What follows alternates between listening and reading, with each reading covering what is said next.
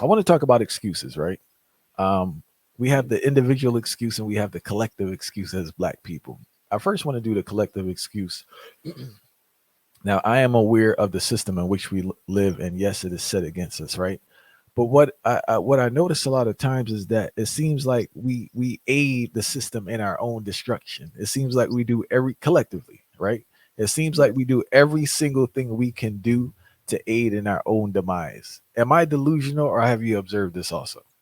Well, this is the case. It is true. You know, there's a saying in sociology that association breeds an assimilation, which means whatever you are around, you become like.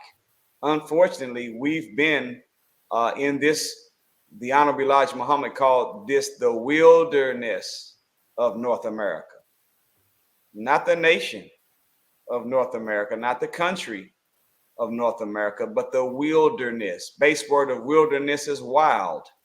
So we live in a wild nation, and America has two problems that they have never addressed that has activated God's judgment.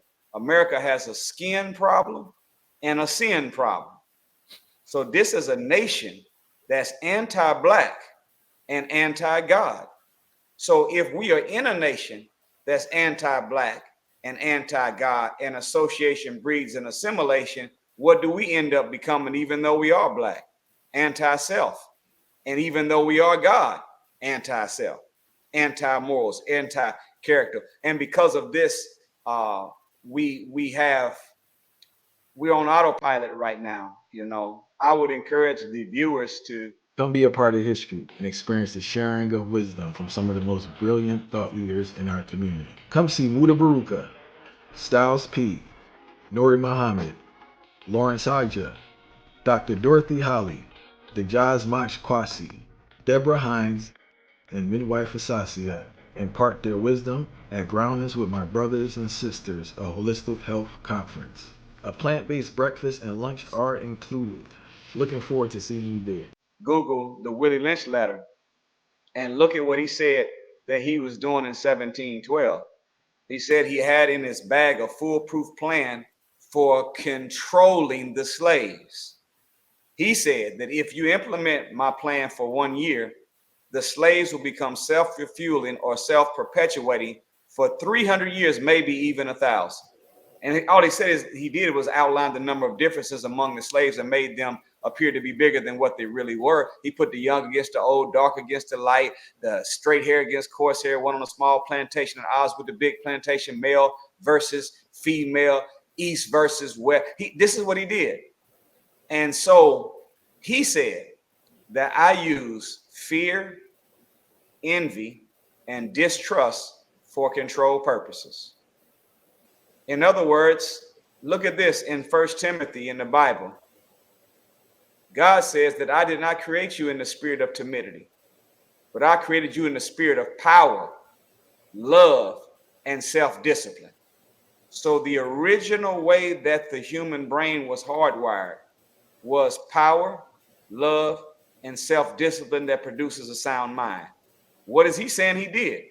I'm replacing power, love, and self-discipline with fear, envy, and distrust. If you cross the wires inside of a device, it no longer can get instruction from the remote or the device that was created to control it.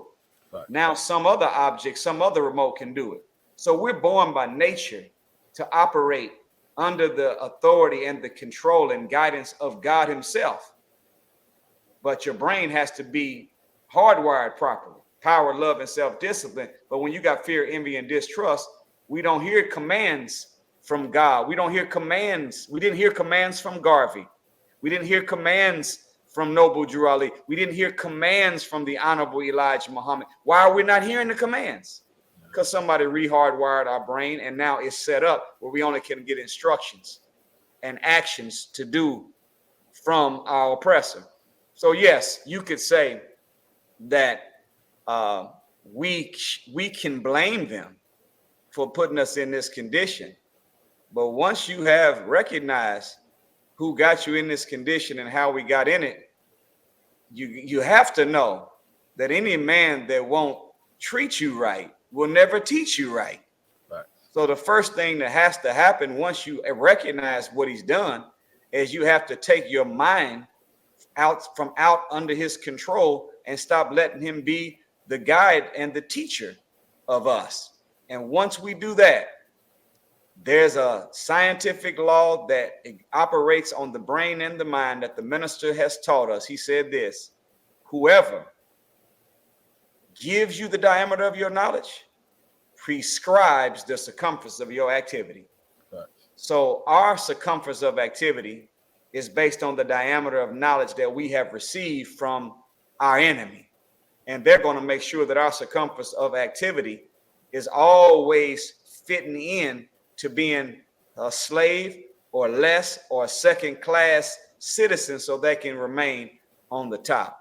We have to extend and expand our diameter of knowledge and accept a new teacher and a new teaching so that our circumference of activity will be better than what it is. And we will kill and get rid of and cure once and for all the most damnable disease in the Black community that kills more of us than cancer, AIDS, high blood pressure, and heart disease. And that is excuse-itis.